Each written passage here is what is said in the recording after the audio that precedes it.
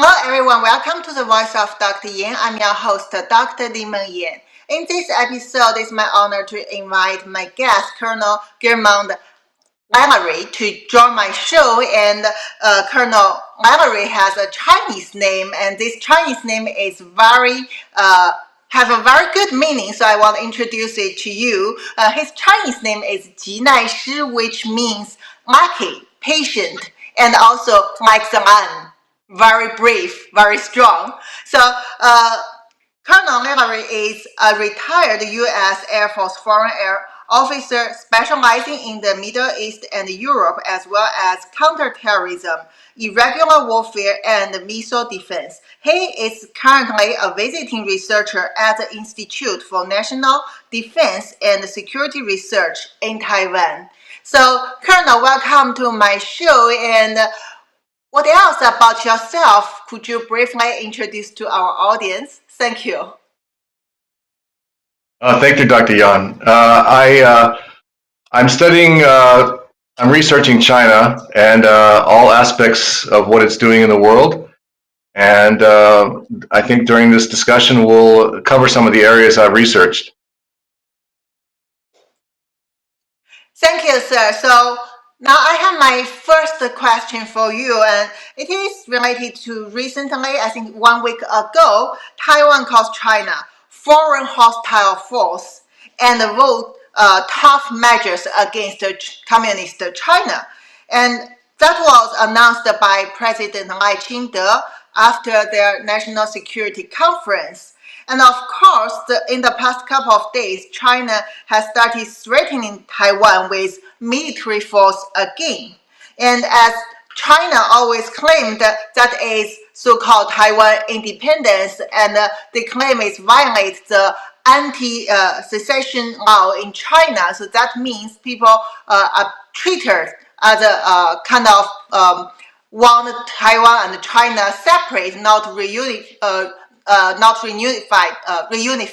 So in this case, that means it's very likely, China will attack Taiwan in various ways, as they always claim. So what do you think that about the situation? Do you think U.S.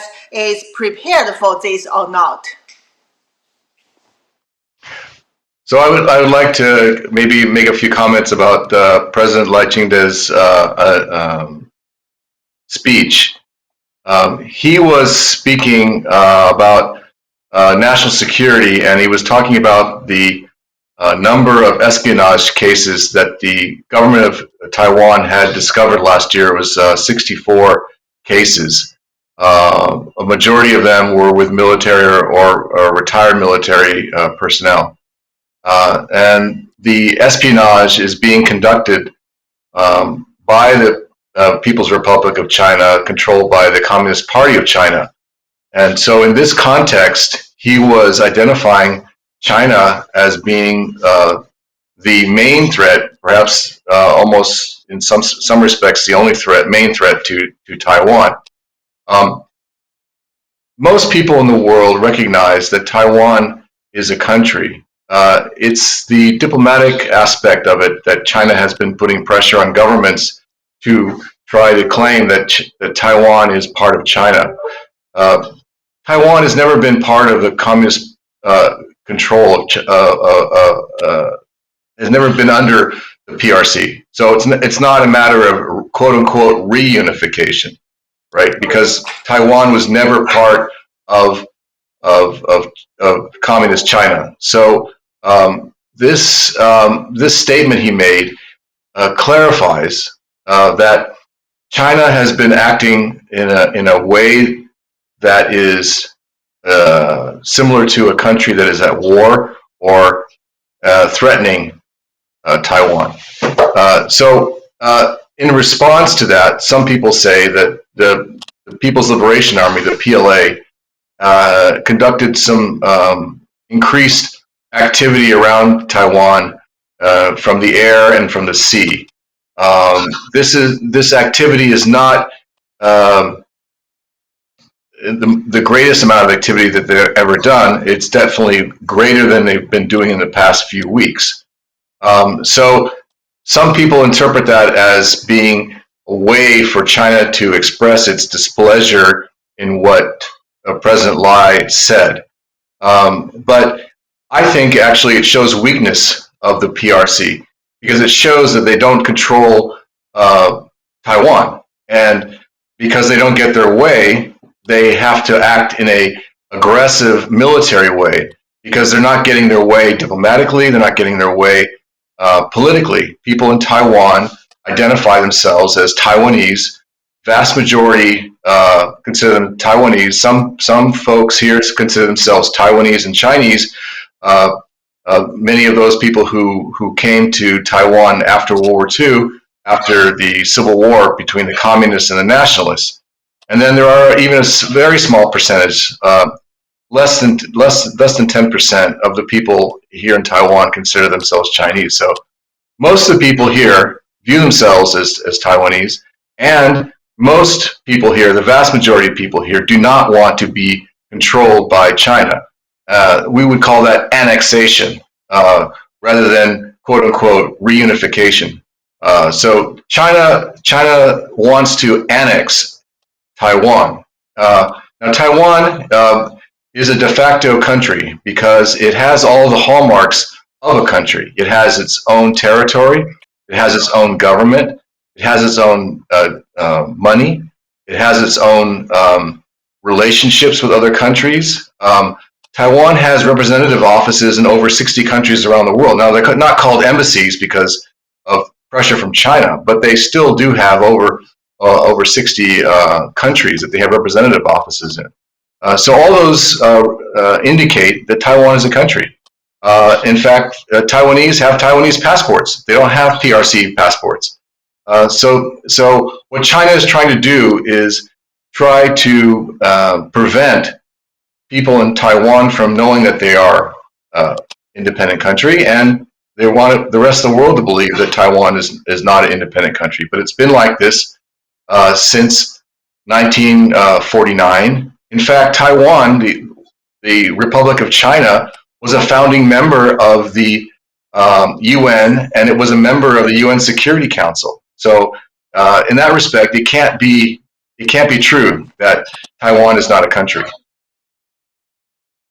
Thank you, sir. So, because we don't accept the concept that Taiwan is part of China, and China desperately pushed this concept all over the world. So in this situation, according to President Lai's response, so if China were to launch a military invasion of Taiwan, how would Trump administration respond? Because as we know that China has launched the propaganda all over the world that to claim Trump will leave Taiwan alone, and anyone staying U.S. allies will abandon Taiwan finally.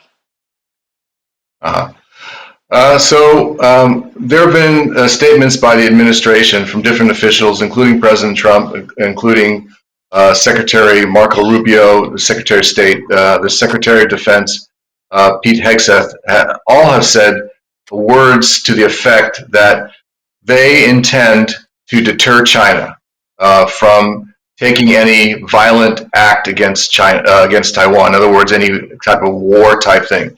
So the first thing that the government of the United States is doing is attempting to first assure Taiwan, and secondly to make sure that that China does not attack Taiwan. So they're doing lots of activities. For example, training the ROC military here in Taiwan. ROC is sending their military to the United States to get training. And in the future, the Navy, the Taiwanese Navy, will be invited to some exercises with the United States Navy, etc. So the first step is to deter China. If China is not deterred by the United States actions, both diplomatically, militarily, economically, then the U.S. has a policy where it says, as part of the Taiwan Relations Act, that it will provide defense material and defense weapons and training to Taiwan to protect it from aggression. So that's number one. Number two is the United States, according to the Taiwan Relations Act, is supposed to maintain the ability to protect its interests in the Western Pacific, including protecting Taiwan. It's not a mutual defense treaty, so there's not an obligation to defend Taiwan, but there's a commitment to help Taiwan and try to prevent aggression. Also, if you recall, one of the first meetings that President Trump had was with the Prime Minister of Japan, and they both said that basically that the Taiwan Straits is a strategic importance to both countries, and they intend to make sure that it is a peaceful strait, and it's not going to be used by China to conduct war against Taiwan. So there is no direct commitment to protect Taiwan, but there's an assurance from the United States that it will help Taiwan defend itself.